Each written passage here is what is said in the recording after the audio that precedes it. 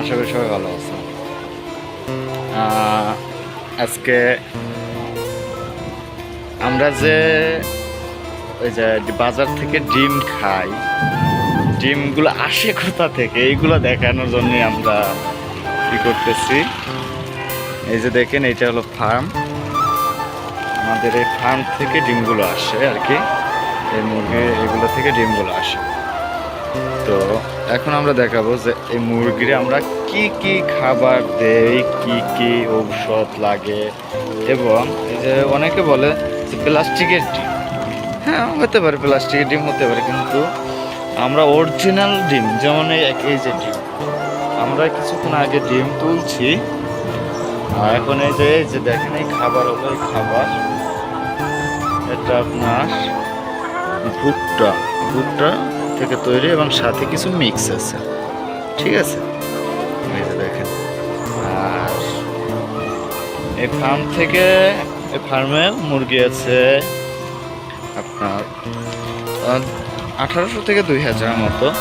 আমাদের ফার্ম থেকে আমরা দৈনিক মুরগির ডিম করি। এই যে আমার এক ভাই খাবার দিতেছে, এই হলো আমার বড় ভাই, এই দেখাশোনা করে এক ফার্মের, মানে অত্যন্ত কর্মঠ একটা লোক, যা বলার বাইরে।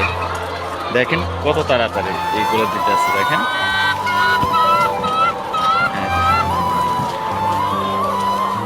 তো বন্ধুরা, তো এখন আমরা দেখবো আমরা আজকে কি পরিমাণে ডিম তুলছি। ডিম কিন্তু এখনো আছে। আমরা যে একটু আগে আমরা ডিম তুলছি, এই যে দেখেন বন্ধুরা, এখনো ডিম আছে।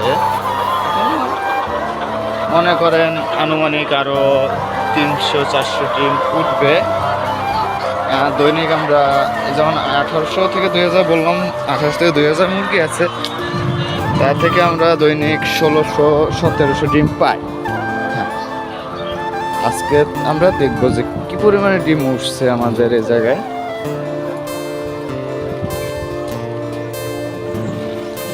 এটা হলো লেয়ার, এটা হলো লেয়ার মুরগি।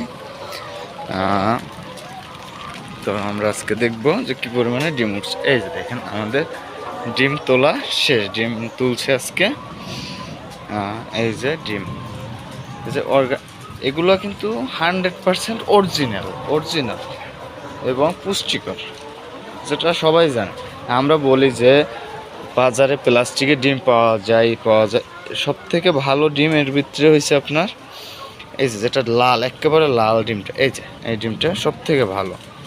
এই যে লাল যেটা, আর একটা ডিম হয় এই সাদা, ঠিক আছে, একটু সাদা পদে, এটা আপনার এই ডিমটা মুরগিটা আর কি, মানে দেখা যায় মুরগির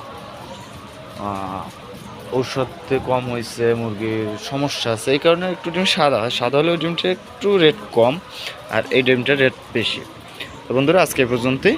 আশা করি সবাই ভালো থাকবেন। আসসালামু আলাইকুম।